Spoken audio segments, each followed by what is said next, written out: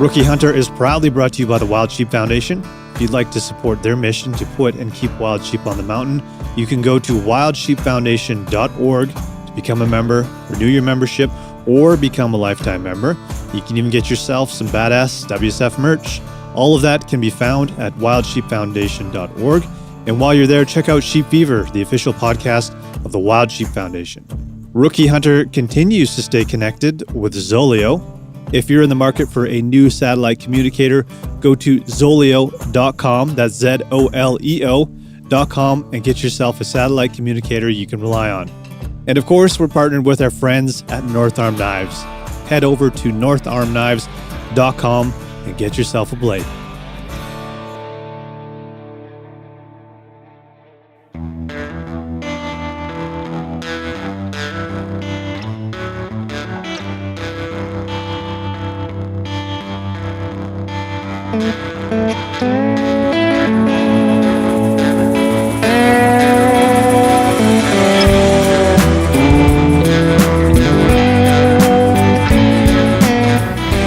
Hey guys, welcome to episode 186. This is an exciting episode. Today, Kelly and I are actually together for once in the studio, just like the good old days.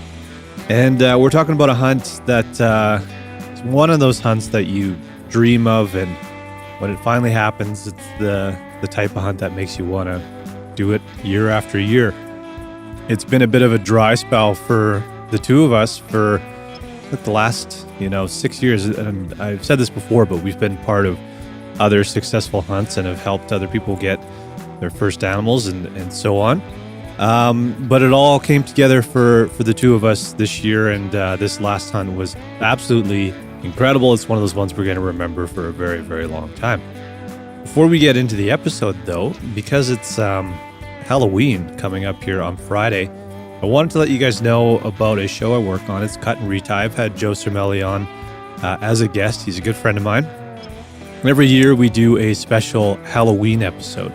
And what he does is he gets his guests to write in to share a spooky story that happened while fishing. And he picks the best ones, interviews them, and then we create this Halloween special that is a ton of fun. So this Friday, check out Cut and Retie. Just search that in your favorite podcast app of choice and you will find it. And I hope you guys enjoy that. If you love fishing and you love spooky stories, well, that's the episode for you. So check it out. Anyways, let's get into the episode. Sit back, relax, crack a nice cold beer. Enjoy episode 186.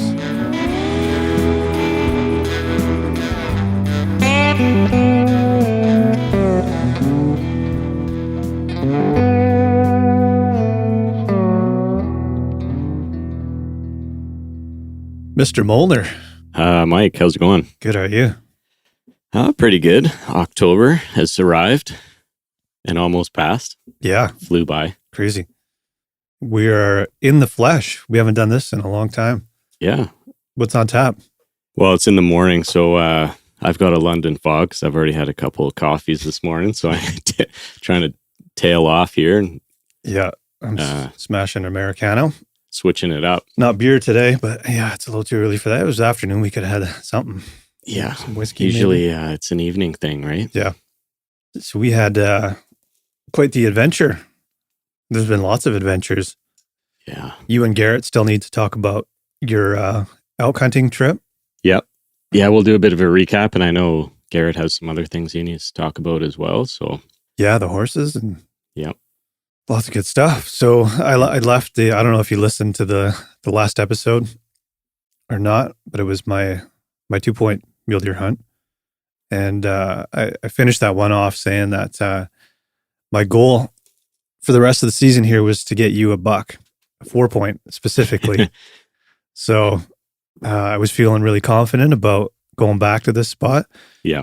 And Earl and I have put in a lot of scouting hours into this place, and I was trying not to guarantee you that it was going to happen, but also felt like, how could it not? Mm-hmm. So we decided to take off on a Thursday afternoon. So we both took the afternoon off, and you got dropped over here at my place around, like, I don't know, what was it, 2, somewhere in there? Yep. And then we hit the road, tried to get through Kelowna and through all the crazy traffic and shit. And it took us almost a couple hours to get to the trailhead. Usually it's a little faster, but yeah, that's afternoon, getting close to the weekend. So yeah, we got on the trail. I guess it was like 4:00 and 6 is sunset. So kind of torn because we wanted to like hunt our way in, which is always tempting, but also kind of like racing the clock to get in there with only 2 hours to do like 6.5, 7-ish kilometers, somewhere in there, probably 6.5. Yep. So I was a little more put my head down, and Giver, you were a little more like, let's take our time and hunt. But I just knew that daylight was going to fade fast, but it's hard to like, you could walk right past a 4-point buck or an elk or something and not even realize it. So yeah, I think it was, I was pretty pumped about this hunt because it's that time of year, and I don't think we've done a lot of overnight camping in mid to late October.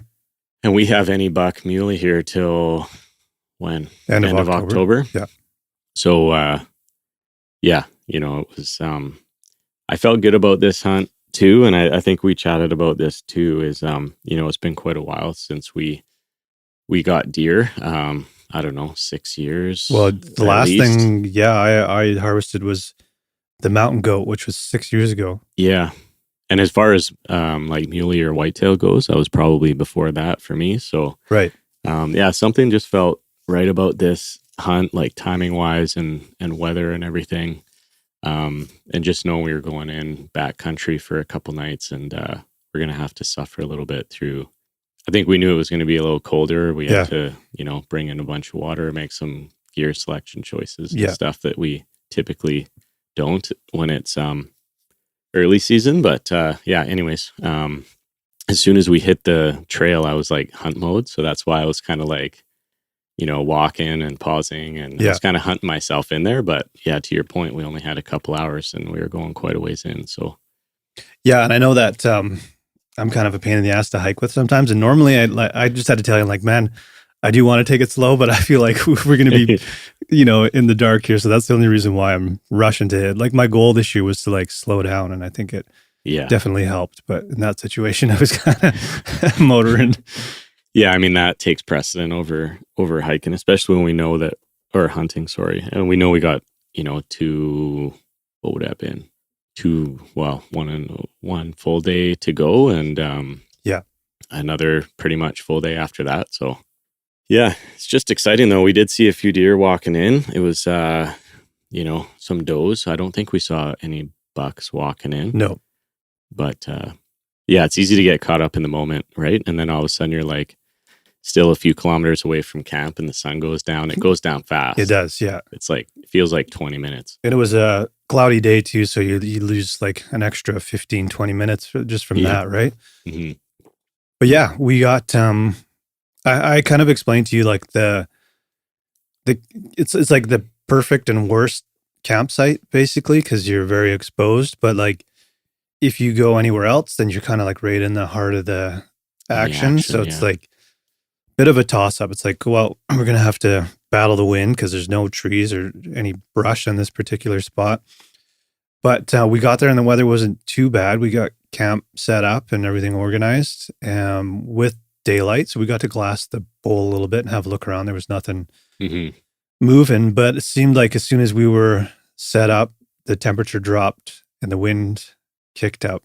It got pretty, the next day got worse, but it was windy, and we decided not to have a fire. There's still a fire ban in Kelowna when we left, but in this spot we could have, and it turns out I could have actually had a fire when I was in there like a few weeks prior to that, but I didn't. I was paranoid, but probably a good decision based on all the dry, like it's still super dry. Actually, yesterday in Knox Mountain, which you can see from my building here, somebody lit it on fire. Did you see that? No. Yeah, it was arson apparently. Wow. And it was, winds were raging and that fire took off in a hurry. So I was like, good example of what can happen if the wind, takes a spark away on you. Yeah. But anyways, so we didn't have a fire, but we had some whiskey. Fire in a bottle. Yeah. Maybe that's the key, is not to have fires. I mean, I don't know what smoke does. I mean, it Yeah, I don't know. obviously alerts animals that you're there.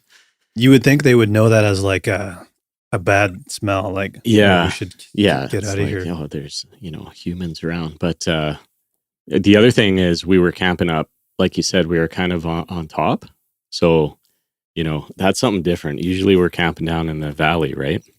And we're kind of hunting ourselves up. Yeah. So, I found this was a little bit different than what we would typically do. It's almost more like, sheep hunting or something in a way, which I thought was really cool.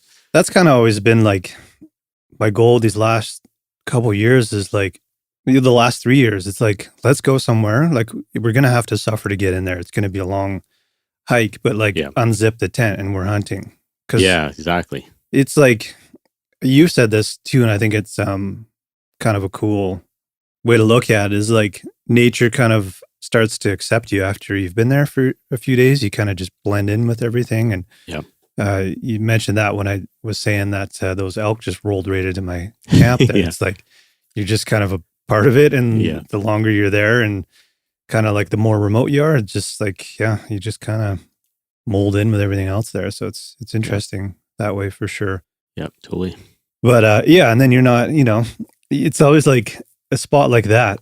If you're not set up right there, then you're spending an hour or more just to get there. So like prime time, you're kind of trying to get there. You know what I mean? Or like in our case, we get up in the dark, we get some coffee going, sit down in our chairs and wait for it to get light enough to glass, and then shit's already moving, man. Like, yeah, and if you're like, the thermals are already starting to push the air up, right? Yeah. So you're already up there, which is really cool too. But it's always a bit of luck involved regardless. Yeah. But so when you're up there, like, some of the things you got to start thinking about are water and stuff like that too, right? I mean, you can go down and get water, but it's nice to have it up there and to stay up there as long as possible. So, I mean, I took in like 5 liters of water. I took in my 3 liter plus a couple Nalgene's, and I had roughly the same.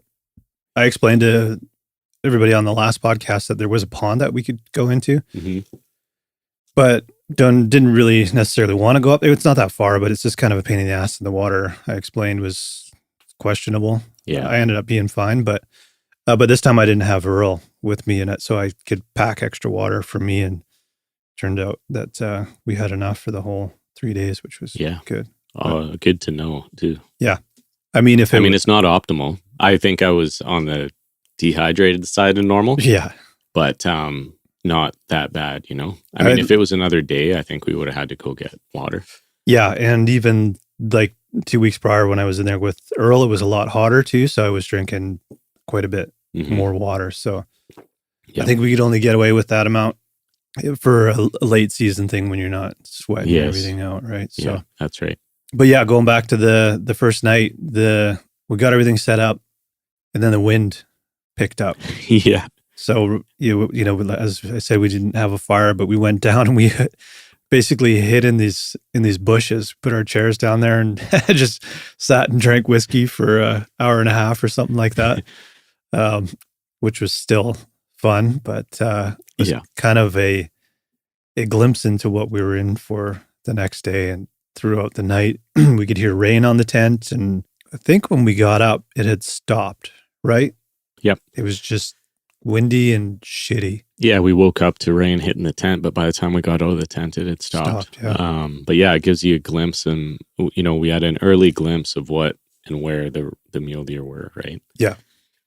Because we were doing the same thing. We were stuck in the ravine in a bush trying to avoid the wind. So, I mean, I think we had a pretty good idea where. Yeah, we were mimicking their behavior. So we got up, we did some glass, and there was weather kind of surrounding us. And I mentioned to you that there's sort of there's the valley below us, but if you look beyond that, there's kind of a mountain peak and a big valley there too.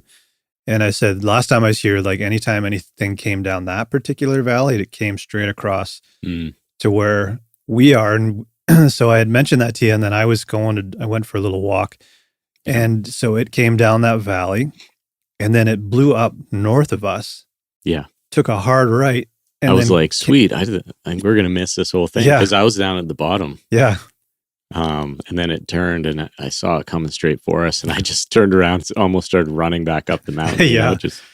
And by that time I was just I think I got there back to camp before you, and I was cleaning up all my stuff and trying to put it away.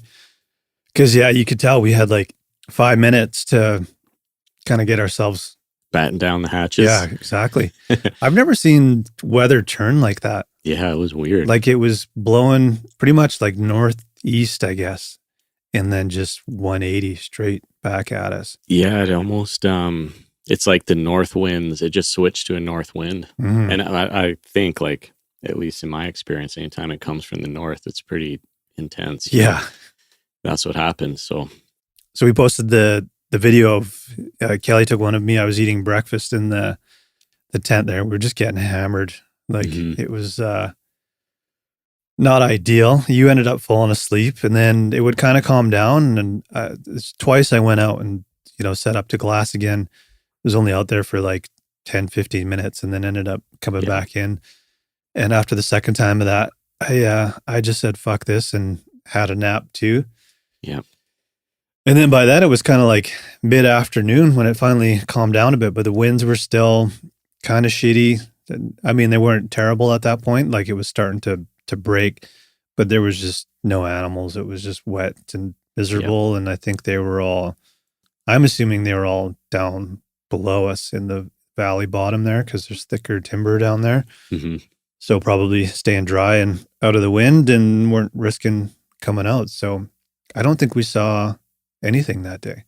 Yeah. And it kind of like demoralizes, you kind of think like once the storm passes that you're going to be free and clear and all these animals are going to start popping up, right? Yeah. Especially when you get to like 3, 4 o'clock, 5 o'clock. Yeah, they got to eat eventually. Yeah, but they were just, there was nothing. I think they knew it was going to be that bad of a storm, and they pretty much called it quits for 24 hours. Yeah. That's what it felt like. So I think at that point we were pretty hopeful that the next day was going to be, if they were going to sit and do nothing for that long, they had to move tomorrow morning. So I think it was more about prep for that. So we had a little more whiskey that night. We sure did. Yeah. Japanese whiskey. Yeah. We had the good stuff for night 2. And, I don't know if I mentioned this on the last podcast, but I mentioned to you, I'm like, man, up where I run, which is like a mix of like, it's, there's a lot of land up there that's, I wouldn't call them urban deer, but there's deer that I see regularly. And the evening before we left, I was up there for a run with Earl, and there was bachelor groups mixed in with does. Like it was just this crazy, like I hadn't seen it like that up there. And I was telling you, and like I could pretty much like put a name on every deer. I recognize them all, right? Yeah. There's 4 bucks that I see often, and then there's like 2 separate groups of 4 does that I see quite often too. But fuck, there was like 8 bucks and tons of does. So like something had definitely like changed, and I could see a bit of like pre-rut behavior, just the way they were like very energetic and stuff. Like there was definitely like a switch. I'm like, man, if this is like any indication, like hopefully it's the same, like they're behaving the same in this area that's far away from civilization. Yep. And these guys aren't just like, semi-urban deer that are behaving differently. And I think you kind of dismissed that a little bit, like, that's not the same kind of deer. But the temperatures have been changing. We'd finally gotten cold. Like we're getting down to 0 at nighttime, and so like definitely some kind of switch had gone off. Yeah, I mean, I kind of treat. I think of any buck, muley, any buck in the Okanagan as like every buck is gone. Yeah, it's like no buck, right? I mean, there's a reason they have any buck. It's because they all disappear into the timber, and it's we've never had a ton of success in that window, but I also don't think we've really, committed to staying in the field closer to the end of that season, which I think that's where I would like to spend some more time each year is just, I know my grandpa always used to go out Halloween, Right. Yeah. My dad used to do that too. It was kind of like it's like as close to the rut as you can get. Yeah. even if you're in a 4-point season, right? Yeah. And then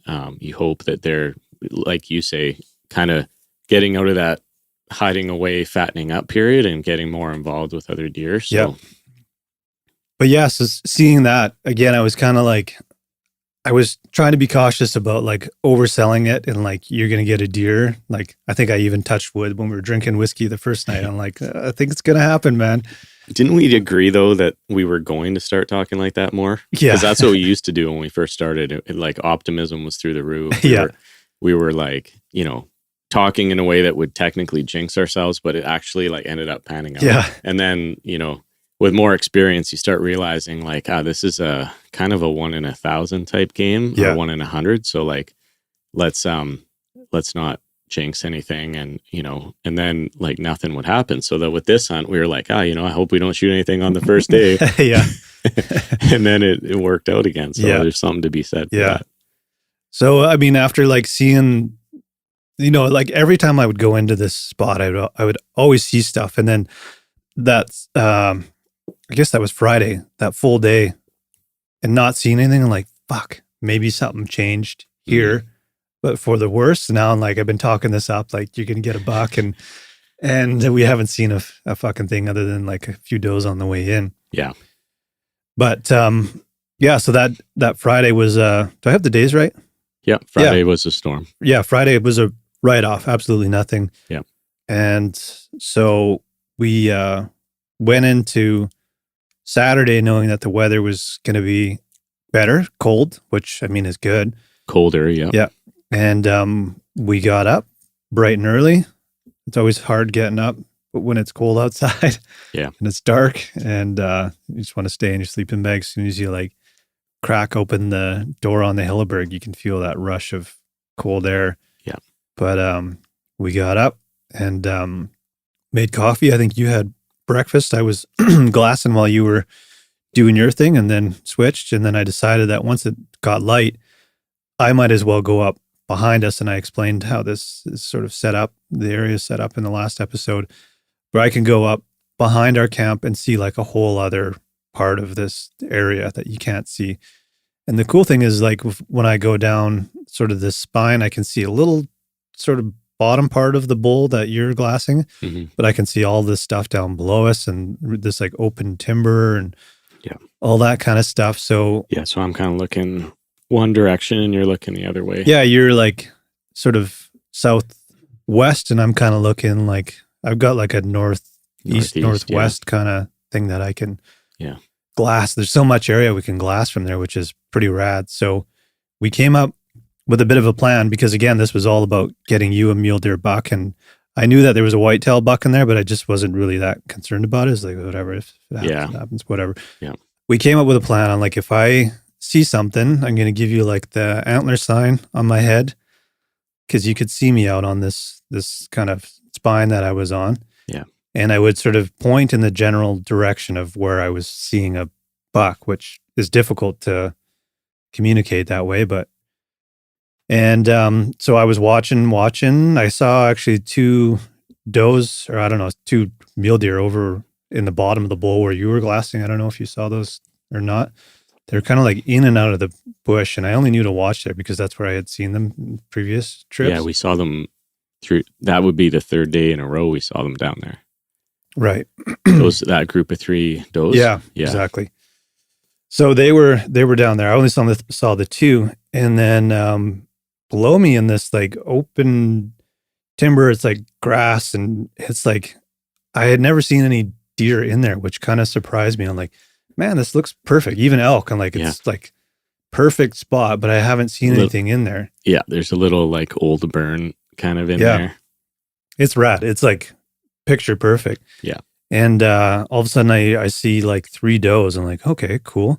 This is good. But I, again, sort of like was getting familiar with those groups of deers. There was like groups of deer. There was like 2 groups of like 4 that were kind of like working the area. So I thought maybe the other 4 were on your side. Maybe the other 4 were over on my side. So I didn't really get excited. And then they're just sort of like moving around and feeding. They weren't going in any general direction. They were kind of like coming up slowly, I guess, but not in any rush to go anywhere. And then I'm like, what the hell? There's a friggin' whitetail right there with them. So there's 3 does and a whitetail. And I'm pretty sure they were all muley does. They were far away and I couldn't really tell. But anyways, thought that was interesting. And the whitetail kind of went down below, down towards the valley, and those does started making their way up. And then more does started showing up. Yep. And then from up above, all these other deer started coming down. There's like deer coming from every direction. They're all congregating. And now I'm getting excited. So I'm kind of like, you were glassing, like I couldn't get your attention, but I'm like, fuck, I think these might all be does, but I don't know. Yeah. So they come down into this open burn / timber area, and they start running. I'm like, oh no, that's not good. Like there's something behind them. So they're running down, and then all of a sudden they come running back up. And then they're doing circles. I'm like, oh, what the hell's going on here? Like this is like crazy rut behavior. So there's does running around. And at that time, I still wasn't sure if there's any bucks, just because it was hard to see through the binos. And then I realized there was 2 bucks for sure, like 2 points. And they were chasing the does around. And then another buck came in. I think he must have been like a 3, or he could have been a 4 point. I'm not 100% sure, but definitely like he was running things, and he was like pushing those younger bucks around, and still like they're all running around like crazy. Like it was pretty fun to watch, man. Yeah. And finally you turned around. You flagged me down. Yeah. Yeah. I'm like, dude, like pointing down below. And I was pointing to like initially to another little peak that you could climb up on, because they were pretty far away at that point. And I thought, okay, if he can get up there, he's going to be able to spot them and then either go down the backside of it or like find a way to like sneak in there. Yeah. I knew exactly where you were pointing, because that, like, I had glassed that side before too on Friday, because it was so dead. We were kind of like, not going too far away from camp, but like I was sitting on a point on that side, not the spike or the spine you were on, but like the one there's to a the spine left. that goes like right down below our camp. Yeah, it's almost like a V, right? Yeah. So I was on the other one, and I was looking in that exact spot, and I just sat there for like hours, because I knew that was a perfect early spot, right? And nothing. Yeah. So like as soon as you started pointing there, I was like, oh, the deer finally showed up. So I started ripping down that other ridge. Yeah. And then, decision point was like, do you go up the ridge or do you go down, like follow the valley, which kind of like opens up into that area they were exactly in. Yeah. And, but there is like some tree coverage, so it's like and there is some rocks that you can hide behind. Yeah. I elected to go on the lower end, which at the end of the day, like it may have been good to go to the top, only because as I'm walking there, I could tell the wind had shifted, and it started like blowing towards the deer. Right. And I was like, oh man, this isn't good, because it's like a little funnel in there, right? So I'm like trying to move pretty quick, and I like, move up behind this rock, and then I'm like, oh, this isn't a good place. I can't be on the right. I got to be on the left, because the wind's kind of pushing a little more that way. So I'm kind of like trying to play the wind as I'm in this funnel. Yeah. I should mention too, like I'm up on a tall cliff. Yeah. You're like at least 100 above 150 you. feet up. So I'm kind of watching you disappear into this little ravine. Yeah. While you're doing that, the bucks are coming towards you now. So yeah. They were going a completely different direction. They were kind of hanging out in this open area. And now like you guys are coming right towards each other. And I don't know if you know they're coming or not, but it's like, I seen the flash of a tail, and it was kind of moving sideways. There's a huge boulder like in the middle of this field. And then I could see like one buck come around that boulder, and I'm like, oh man, they're coming like directly for me. So I was behind a bush, and then I peek out, and there's another buck. So now I can tell there's like several bucks in here. I think I could confidently say I had spotted 4 bucks at this point. Oh, did you? Yeah. Yeah. I spotted 2 and then the one I like at this point, I can't see all the deer in there, but I can tell there's some bucks moving around, and I don't know if there's like a potential 4 point in there or what. Right. But at this point, I move out from behind the bush, and I'm looking, and I see right beside this big boulder, there's a bush, 2 bushes, and there's a muley staring directly at me. And I can tell he's got it's like 2 point, but like a solid 2 point. Yep. And he's just staring directly at me broadside. And I'm like, oh shit. So at that point, I figured like, I'm not going to mess around. Like he has now elected himself to be the deer that is going to be in my backpack. Right? Yeah. I didn't want to mess around and start like scrambling up the hill and like, seeing if there was a bigger one and all this kind of stuff. I'm like, you know what? He's a solid 2-point. I'm going to go for him. Yeah. So I sat down. I didn't have anywhere to rest my rifle because I'm stuck in, like, I actually did have a bit of elevation on him, but I was basically just on like a rolling hill with a bunch of bushes. So I'm shooting between my bushes and he's in between his bushes. I sat down, I put the gun on my knee, and I just tried to like calm down, and he kept staring at me. I don't think he knew what I was. Right. And then I felt confident enough that like, okay, this shot isn't super long. I would say like 100 yards, maybe 150. I don't know, but in that range. Yeah. And then I was like, okay, took a deep breath. The one thing I thought to myself was just worry about pulling the trigger straight back. Don't worry about the gun. Like the gun's going to jump where it wants to jump. Right. I don't have to worry about that. So I just slowly pulled the trigger. Boom, it went off. The gun, like I didn't have a great, like I was holding on to the butt end, obviously, but like it was on my knee. So it like bounces off my knee. I had my binos hanging down. The recoil like pulled the binos have a little strap that keeps them from falling on them. Yeah, it like snapped the one strap off. My binos are hanging from the other side. But the deer immediately hops in the air and does that kind of like buck. And then it took off. Yeah. So I should mention too, I'm up above. I can't see you. I'm watching 2 other bucks that are right next to each other, like side by side. Yeah. But they were looking your direction.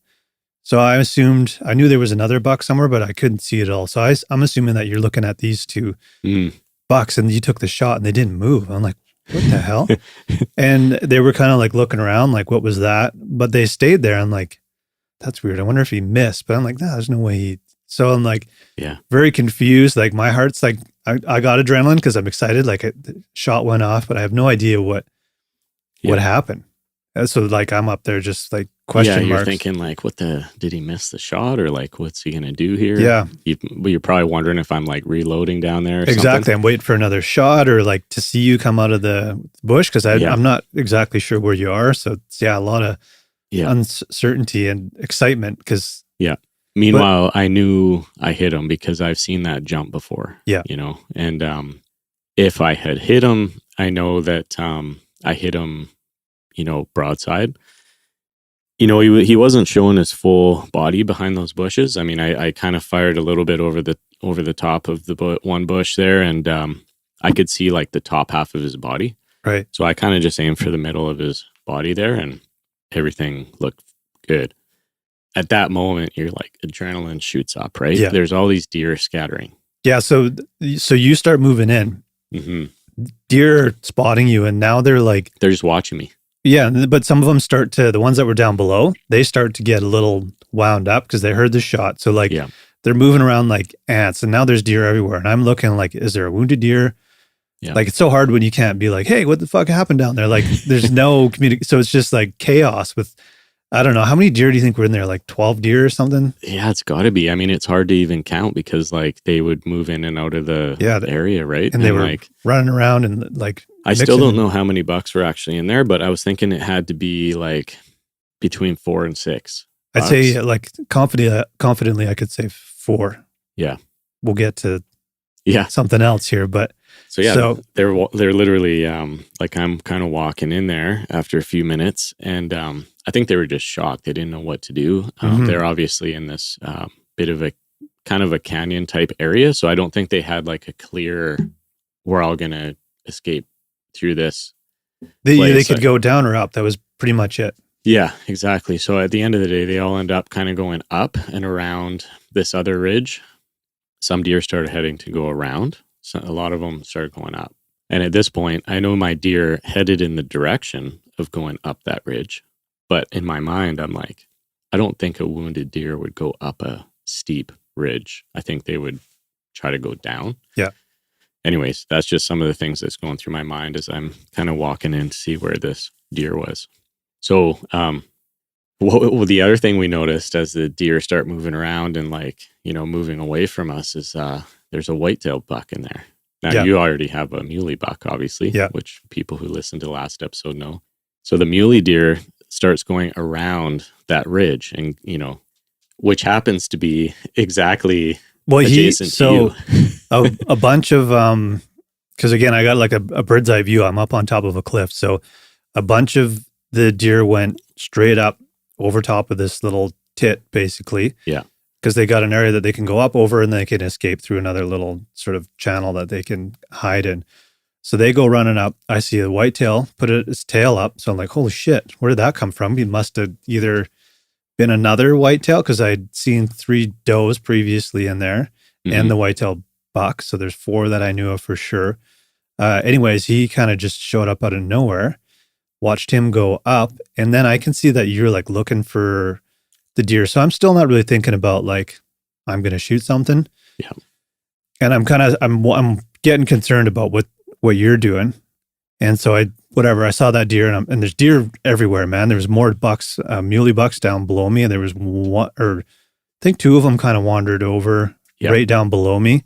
You know what? At that point, I was looking at all the other deer, trying to make sure there wasn't a wounded deer. That's what I was doing too. Yeah. Because I kind of had a feeling like, I could just tell because I was watching you in the binos. You looked a little bit like stressed, and it's not like you went and walked right to like where a deer was. You were kind of like going all over the place. Well, because this rock was literally like the size of a kitchen, like the boulder. And that's he jumped and he ran, and then he disappeared behind that boulder. And then I didn't know what happened after that. Like typically when you shoot a deer, and in my experience, like at least, as we got more experience, like I would hit the deer, it would go about 15 feet and I'd see it fall. Exactly. Yeah. Now, that's not what happened. I hit the deer and it disappeared behind a rock. And then like all of a sudden I was looking at 6 different deer. Yeah. So in my mind, like maybe this isn't the right reaction to that, but like, I think it's been so long and like I was putting a lot of pressure on myself that my immediate reaction was like, oh no, like, I don't know. It's hard. Like, I wish I just saw it fall, but like you're already thinking like, okay, this got more complex. Now I got to make sure there isn't a wounded one, right? Yeah. And I was watching the wrong deer. So I didn't even see that one. It kind of just fell into the mix. Like it could have been in my field of view, but I just saw it as another deer, and had no idea. I was too busy watching those other 2 bucks. So I wasn't much help. Yeah. So anyways, I went to the spot where I knew I hit the deer, and I just kind of gave you the signal, like, I just started taking off my clothes. I knew I was going to have to walk around for a bit, take off my jacket. And then I was walking around like 10 minutes and, first things first, just did a quick eyesight glance, lots of long grass in the area, lots of bushes. And I just thought, let's look for a blood trail, right? Yeah. Which, after about 5 minutes, I found some signs of blood. And then I just hear. Yeah. So while Kelly's doing that, so I'm getting the impression that he can't find the deer. It's kind of clear. And there was a deer that was actually walked away from you. There's a little ravine right below the cliff. And I'm watching this guy, and he had like this weird circle on his ass. It was just like a tuft of hair on his hind quarter. You saw like that deer too. I'm like, that's weird. I wonder if like but it didn't make any sense. There was no blood. It wasn't limping. No, it looked like one of, how dogs get those fatty exactly. knobs? Yeah. There was something. It made his hair grow in like the opposite direction. Yeah. So it was very like pronounced, like a circle, like toonie sized circle on his hind quarter. Yeah. So I'm watching that buck. There's other bucks I'm watching. I'm making sure nothing's wounded at all. Nothing's limping. Anything that went up ran. And then, so I'm watching this guy in my binos, and all of a sudden another deer walks in. And again, I'm like, I'm not in hunting mode. This is like Kelly's hunt still, right? Yeah. I'm like, oh shit, that's a whitetail. And he's about 100 and, what do you figure, 150 yards maybe, somewhere? Yeah, maybe 200. Somewhere in that area. I didn't have my rangefinder with me, but he's coming down towards the muley buck, and they're almost like right next to each other. And then I'm like, oh man, this is like, when I left that place a couple of weeks prior, I'm like, I would love to get a whitetail buck. I don't even think this is the same whitetail buck. The antlers look different. And so I'm like, I knew where you were. You were nowhere near where I was going to shoot. And I'm like, I got the perfect spot. I'm like laying on this rock. It's like perfect gun rest. I get comfortable. I'm like watching him, I'm looking at him in my binos, like, it's got to be whitetail, right? So there's like I'm like 100% sure, but I want to be 110% sure because there's no room for error. If it's a mule deer, then I'm, Yeah. So looking at it, get my scope on it, still like double checking, like, yeah, it's whitetail. And I got the perfect shot. My rifle is just like perfectly still. Pull the trigger. You heard the bang. I think it scared the shit out of you. It was loud. Yeah. He was on a steep bank. Again, hilarious. The muley buck that was right there. There's another 2-point. He just casually like walked up the hill. Like these deer are like oblivious to the murder show that's happening around them. They're just kind of funny, but yeah. And also, why are there whitetail muleys hanging out in the same spot? This isn't the first time we've seen that. Yeah. But yeah, totally unexpected. So hit the deer. I knew I hit it. It kind of tried to run like a steep bank that it was on and just fell, rolled right into this log. And that was end of that. So it was like, okay, sweet. And then for me to get to you, I have to go all the way back up this spine because I can't, it's a fucking cliff that I'm up on top of. Go all the way back, and my pack and all that stuff was back at camp anyway. So I'm like, gotta go get my bag and come down and meet you. I was actually going to grab your backpack, but I didn't know where your kill kit and all that kind of stuff was. And I was kind of in a hurry to get down and check out this deer. Yeah. So I hiked down there. I don't know how long it would have took me, maybe like 25 minutes or something to go do that. And found the deer. And then you and I were like kind of yelling distance, and you were like, I could tell you were frustrated. Yeah. So meanwhile, I'm pumped because I knew you had probably hit that whitetail. At the same time, I'm like I say, I think it was like such a long time, and you kind of put some pressure on yourself, and maybe mindset is a bit of an issue. But I found the blood trail. It was going north-south, and I could tell like the blood trail, like where I hit, like, and there's like you can tell the blood and stuff, right? It was kind of bright pink, a little bit. Yeah, and that's what we were talking about. Kind of like, what color is the blood? You're like, it's a fatal shot. I'm like, okay, good. Yeah.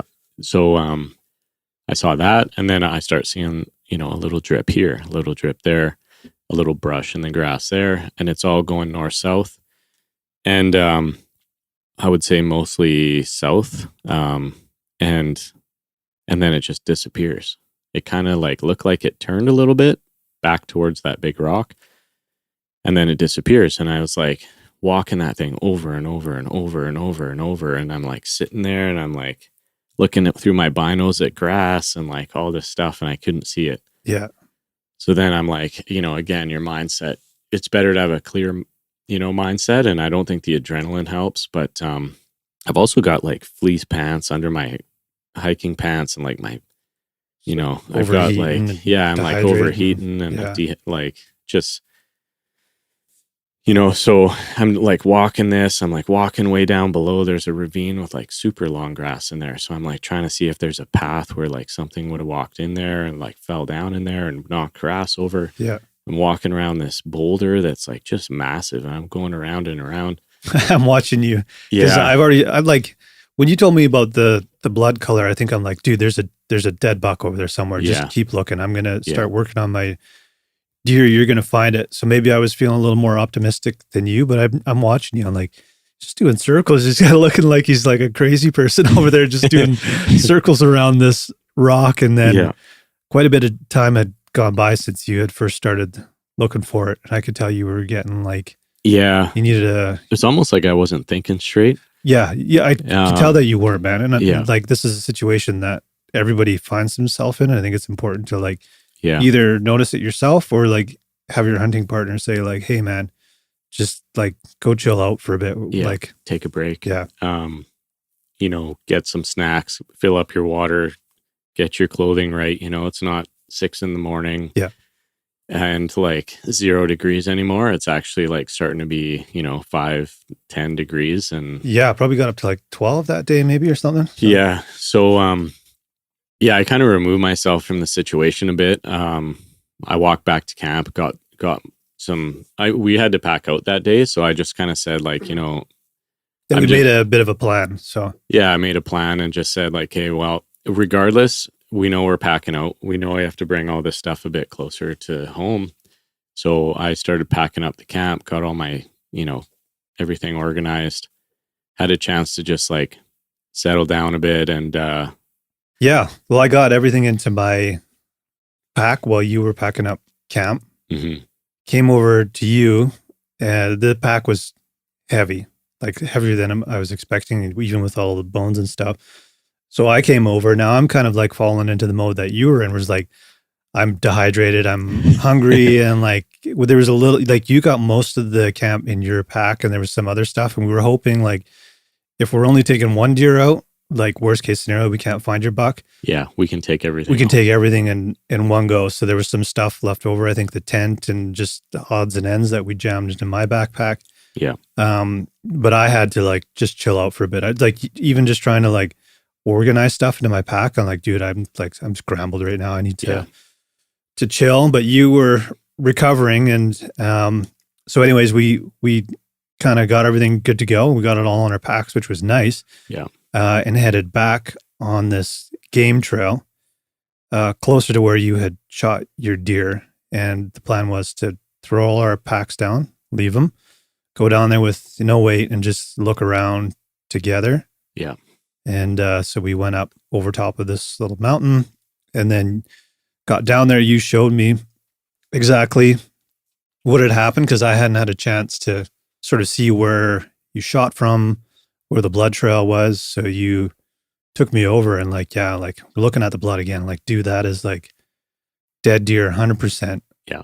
And I think you were like clear-headed enough at that point that like, you had mentioned that you had saw deer bucks and stuff run up. So I'm like, okay, I'm going to go take a look up here again, kind of do a little circle. Yeah. I walked up that ridge again too. Yeah. There was, I would say 2 major signs that pointed me in the wrong direction and did not help at all. One was the blood trail. Yeah. The second one was seeing all those deer head over that ridge. Yeah. And thinking that, well, if they all went over there, maybe this guy followed them. Yeah. And those are the deer that I saw them all run over the top. Yeah. And also the way it was facing was, when I shot it, it was facing that way. Right. And if it didn't go up the ridge, it probably went around the right side of that big boulder. So like, those were the 3 things that I was hyper focused on. And those were the 3 things that did not result in, like, where the deer was not in any of those areas. So I think it's a lesson, like, if you find a blood trail, great. If it's going in a direction and it disappears, that's normal. It depends on the type of shot you have. I think what happened was, like, with the blood trail I was seeing was more of like an impact shot type situation. Yeah. Initial kind of, Squirt in both directions. There was blood, which was interesting. Yeah. Left and right. Yeah. And, I think what happened was it did start heading in that direction. But what I realized at that point was, like, I had been doing the same thing over and over again. I was looking in the same pattern. I was like hyper focused in this solution. When I went back, I said, okay, forget the blood trail. Yeah. Let's just start doing some big loops. And we did like 100-meter loops. Like I said, I hiked back up and down that ridge for like the 4th time. And then eventually, like, I had looked everywhere north. I had looked everywhere south along that blood trail, but where it was east. Right. And it was like, 100 yards over, piled up on, like, behind this log. Yeah, his head was like laying right on a log. Yeah, its head looked like sticks, like I didn't even recognize it. Blended in because we were glassing, both of us, from up above there. Probably went right past it like multiple times. But so, yeah, I mean, at that point, I think I yelled over to you. I'm like, Mike. Yeah, I was like, yes, I came running back. Yeah. So, that was like such a weight lifted, anytime you're in a situation like that, ideally you see exactly where it dropped, and it's just like good right off the top. But so I think the one thing I learned there was just, if you see a blood trail and it's an obvious line to where you're going, then, that's one thing. But just because there's a blood trail doesn't mean it's always going to give you the full answer. And you can't lock yourself down into like what you're perceiving that thing's telling you. Mm-hmm. So, maybe drop it, try something different. Yeah. And that's basically what saved the day there. And so then, I had a bunch of work cut out for me. So I think at that point we decided like we're going to have to leave a bunch of the camp out here. So you kind of handled that in terms of separating what we were going to take or not. And I, Yeah, well, we went back to our backpacks to get your kill kit. And then I started ripping we both pulled all this extra shit out of our packs, or out of your pack anyways. Yeah. And then I was going to stash it in the bushes. So I was taking care of that. And you headed back down there and started quartering everything. And I found like this nice big bush to like put everything in underneath of your Kuiu pack cover, which was perfect. Mm-hmm. And then grabbed my kill kit. And by the time I came down there, you had pretty much everything off. So I just started deboning everything. And where your deer was like the worst possible spot. There was like no good way back. I mean, there was like an easier way, but it would have been more kilometers to travel. And the shorter way was like straight up and over this mountain. Over that ridge. And when I came down, I was like, let's check out this other spot. So I went and scoped out another possible area, and it was worse. It was like fallen trees and like rock cliffs and all this shit that I was scrambling down. So you're like, don't worry, man, this is the worst part. And it was literally like the first 20 minutes, Yeah. But yeah, it's steep going up there, and you've got a whole mule deer in your backpack. I always bring trekking poles now, and to be honest, they're kind of a pain in the butt. Like 80% of the time, but I've got a Kafaru gun bearer that I put my rifle in, so I always have 2 free hands. Yeah. Once you're moving, I love them. And then usually when I get to camp, I just leave them at camp. I hardly use them at all. And then, ideally you get an animal down and they come in handy again. So like those really help me when I'm going up or down steep stuff like that. It gives me like a much greater sense of confidence, especially with like, support and, ankles and all that kind of stuff. So, because we went down that one side of the ridge, which I generally hadn't gone down. And you're like, it's like the pack's over this way. So we'll go down this thing, and I'm like, holy shit, this is super steep. But like I had those trekking poles, right? So I could kind of, there's nothing I feel like it's like, when you put on gaiters and you get that feeling of like, oh, I'm invincible. Yeah, exactly. That's kind of what the trekking poles are like when you got weight like that. So, at that point, I think, we got over that ridge, and then we had coordinated what we were leaving, and we both had deer in our packs. And, I think at that point we thought we'd probably have a couple hours before the sun goes down. No, I think we figured we had like an hour and a half, 2 hours tops. Cause by the time I guess we dealt with both of those deer, it was getting, we had a couple hours, I think. Yeah. Yeah. I think we figured we were going to be coming out like dark. Yeah. Yeah. And, we're always in like mule deer, leave it, buddy. In the mule deer mindset where you cannot count the brow tine. So a 4-point has to have 4 distinct points. Yeah. And you do not count the brow tine. So this was actually a 3-point whitetail, which was kind of cool. So my previous mule deer was a 2-point, as was yours. And I'd say they're like similar size, similar antlers too, like a nice spread on them. Yeah. I've got my first 2-point in the room here with us, and pretty small spread on these points, and they're like close together.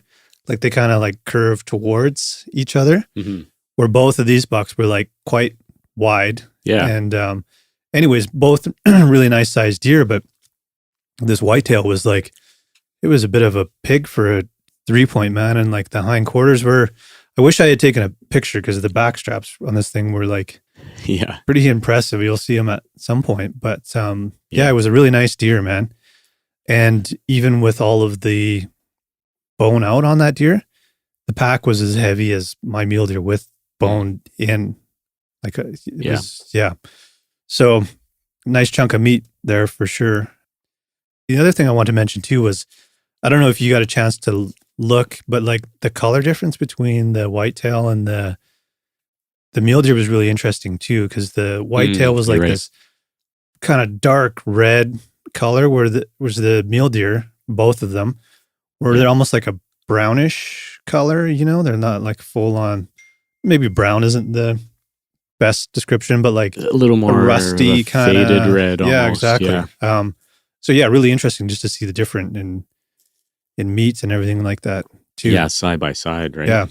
Yeah, it's cool. And it's actually going to be fun to do like sort of compare taste, because we've never actually had a whitetail and a mule deer to like put side by side. We've had like a whitetail one year and a mule deer another. I should mention this is my first buck too, or whitetail buck. Oh yeah, that's right. With the first deer I ever got was a whitetail. I don't think I've ever shot a whitetail buck. No, I don't think so. I think I've shot a doe early on. Oh yeah, you did. Yeah. So we both started with a whitetail doe, and the meat on those deer was phenomenal. Yeah. And so this is my first whitetail buck, which is exciting because I was saying how much I hate those fucking deer just because I'm not equipped to hunt them, because that's like a sit still kind of situation. Yeah. But anyways, so that's kind of exciting too.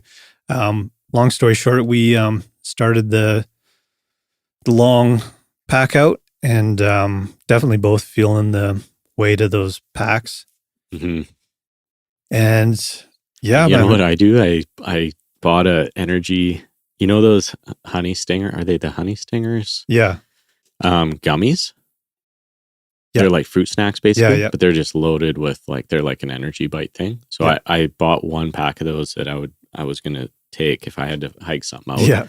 I just scarfed those, all of them, and it gave me some much needed energy to kind of get the ball rolling on that hike out. Mm-hmm. But I'll do that again. I'll always have one bag of those.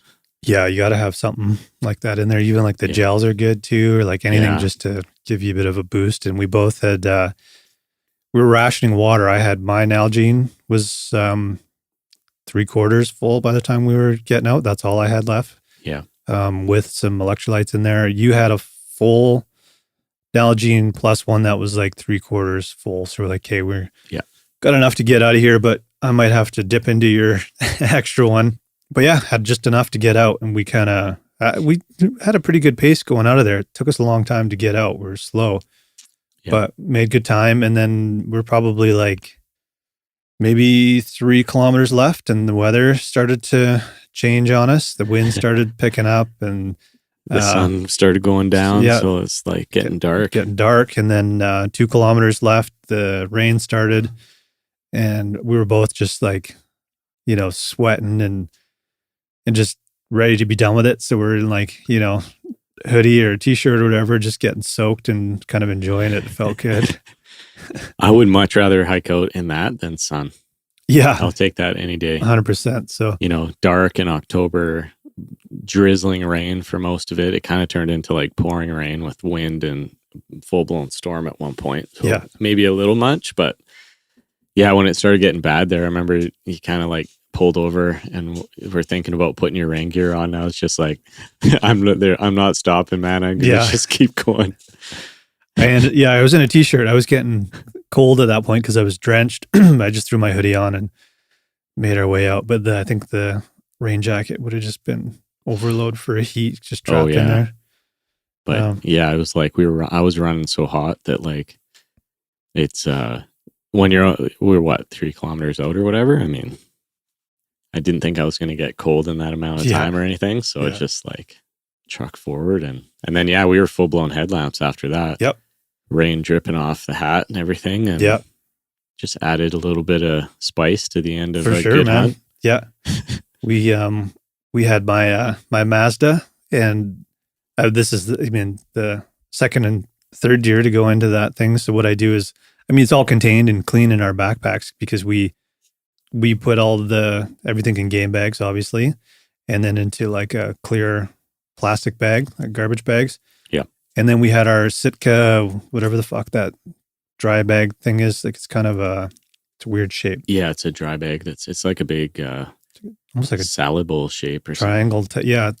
So we had sort of had everything clean, and I wasn't worried about it going into my vehicle, but I had tarps back there. So we threw the packs down on top of that, and and everything's in game bags and in the garbage bag. Exactly. And then, in the backpack. With the dry bag and the backpack so you're not really going to get any blood or anything. It's more about just, you don't want to. Well, that scent in there, but no, it was fine. Just cracked the windows a bit. I don't think it mattered anyways. And then, we had a good hour and a half drive home.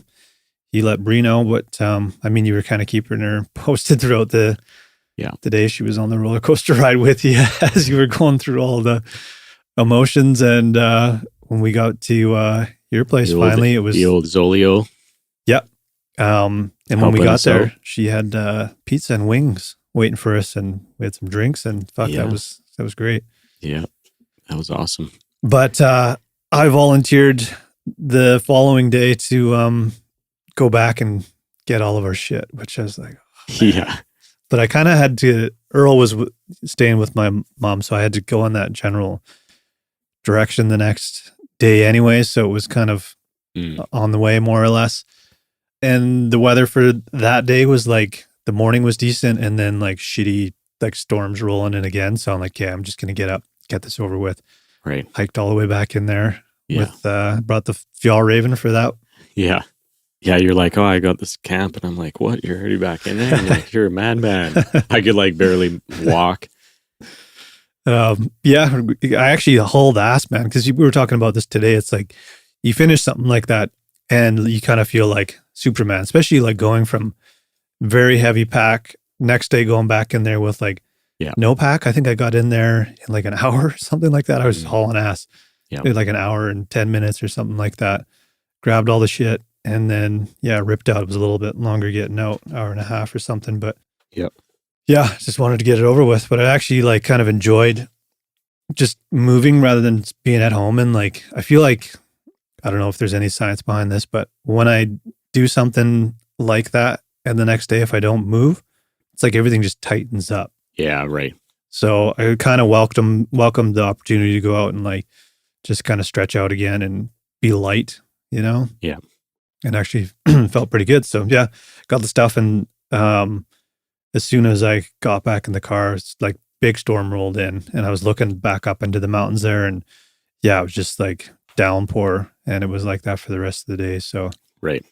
Yeah, it's awesome. Yeah, and that was that. Yeah, it was pretty sweet. It's nice to have a hunt where like it's hard to get in. You have a hard day, you get a storm, you know, you kind of start feeling like, I don't know if this is where we should be, like, but you're going to stick it out, and it all wraps up on the same day, you know, or on the last day. Yeah. So yeah, that was cool. And like the other thing, I think I remember like I was pulling down the tent there, and you'd mentioned like, oh, you know, with those straps, like I usually loosen those straps because you're kind of like paying your future self forward, right? And like that's how I kind of think about that style of hunting. It's like you're in the spot, so you don't really have to move around a whole lot. Yes, you're going to have points where you might be sitting for 4 hours without like seeing anything. Yeah. And it's like a lot of that kind of sucks, right? But like I kind of look at it as like you're paying it forward to you know, it's just a matter of time. Let the binos walk for you. We could see so many different areas. Like we knew it was just a matter of time. Yeah. So yeah, and then I think it kind of worked out exactly that way. You know? Yeah. And this is like one of the only, I mean, so I kind of discovered this spot like actually like exactly a year ago, I think. Yeah. And told you and Garrett about it and sent you some videos, was really excited about it because I had found a herd of elk in there, and I'm like, fuck man, there's deer everywhere. And like, well, this is a spot.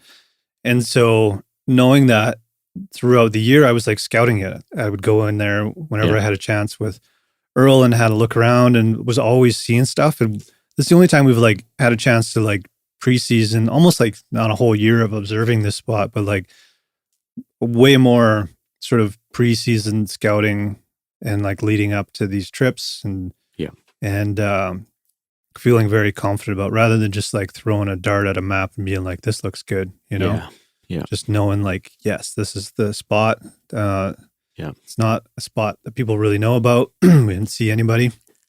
And I mean, that all that extra time pays off. And I think time is, you know, it's time and luck. Yeah. Being in the right place at the right time.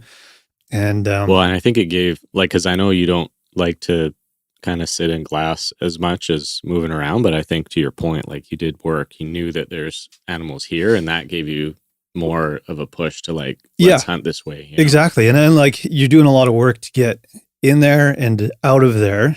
And when you eventually get something, then you're going to be working your ass off to get it out. So it's like kind of like checks all of those boxes. I just can't like go somewhere and sit, like drive somewhere and sit, or like, you know what I mean?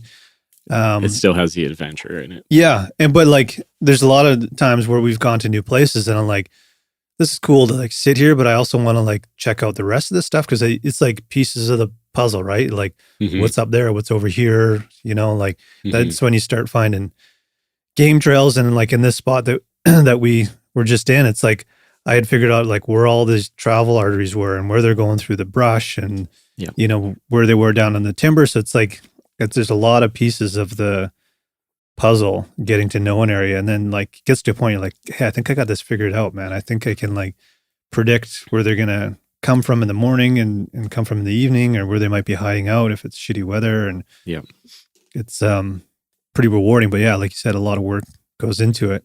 And it's good payoff in the end. Yeah.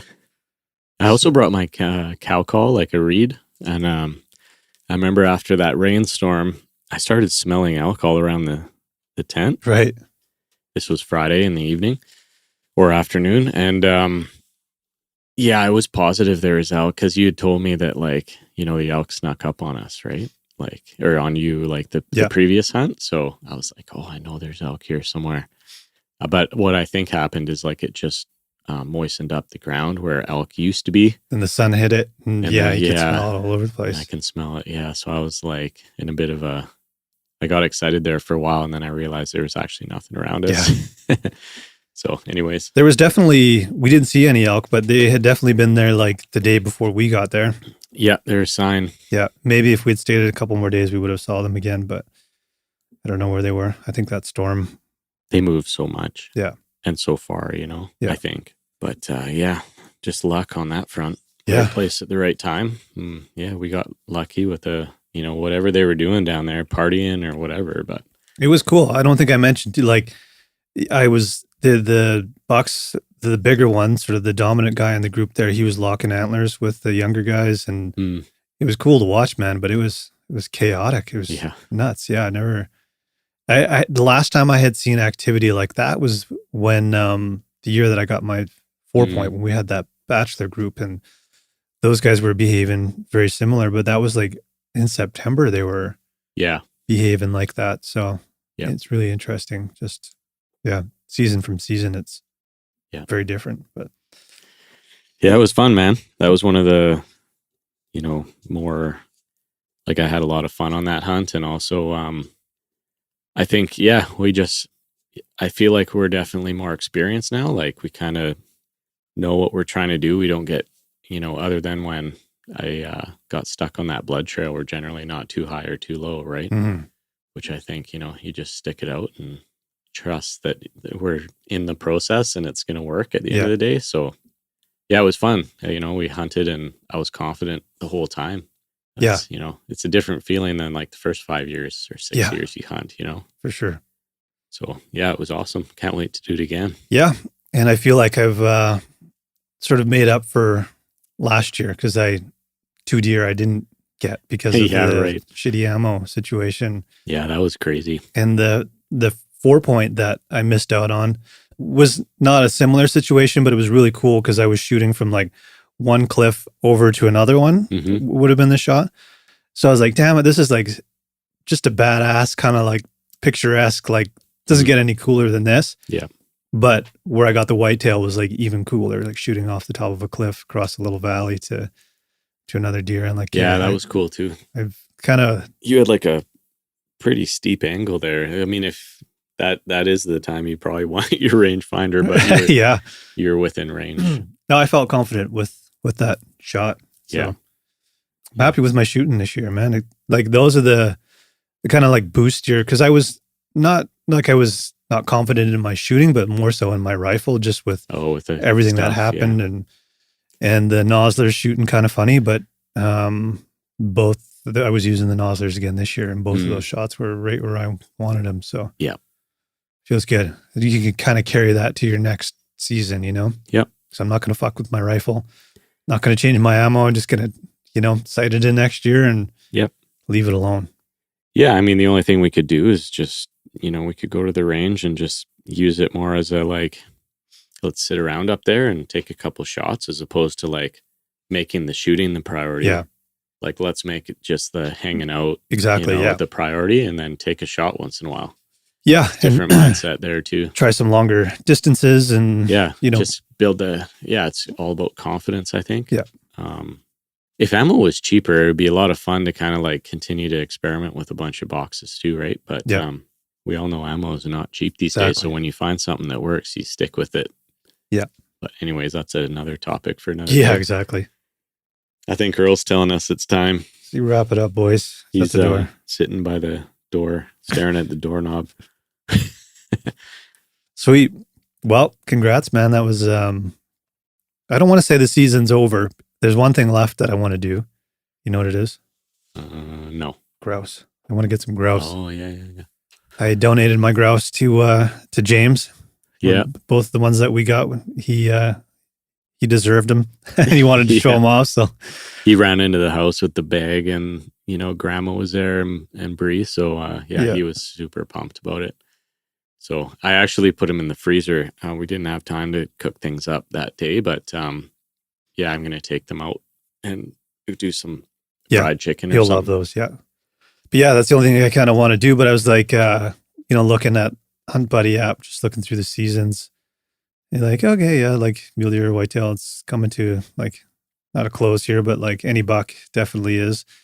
And then November 1st pops up and moose, spike fork bulls. I think I know where I can find some of those. So it's always the moment you think the season's kind of done. It's maybe it's not done yet. Maybe. But there's always the part of me too that feels like I've taken what I need. I don't want to overdo it, Yeah, I think I'm done too. I mean, just from a time perspective, but I might try to get out for whitetail for a day or something. Nice. I mean, you can go for walks. You never know what's going to happen. Yeah. So, I might try to look for a whitetail later on this season and see what happens. But there's some opportunities closer to town, so it's not like you have to do what we did for this one and plan and get out of the city. No, it would be a simple thing. Yeah. So, and then, just get James out for grouse and keep doing stuff like that. He always has a fun time there. And and that's the thing. It's we'll go grouse hunting and you bring a rifle and maybe that's the time that you see something when you're not expecting. That's usually how it goes. Yeah, exactly. Yeah. So, man, good hunt. Congrats on the whitetail too. Yeah, thanks. And, appreciate all the help out there, especially when I'm doing circles on a 20-foot blood trail and driving myself crazy. Yeah. Sometimes you need that support in the hunting party, right? Yeah. Yeah, for sure, man. It's what someone else is going through. And I think it takes someone else to sort of be positive if everyone's oh, fuck, then that's not good, right? So the only thing I just kept telling you is man, there's a buck out there somewhere. We just gotta find it. Yeah. And I mean, just that's it. It's all about sort of mindset sometimes and getting yourself out of any negative thinking or getting food or water when you need it. And really keeping an eye on how you're feeling and all that kind of stuff is huge. So totally. I think that's the biggest takeaway from this one. Totally. And awesome. Man. So hopefully we'll get you and Garrett on here soon. Yep. We've got a couple stories. Mm-hmm. But it's been an awesome season and feeling good. Now I'm already excited for next year. Hopefully we'll go back and see what it's like in there. But anyways, that was awesome, man. Awesome. Cheers, buddy. Cheers.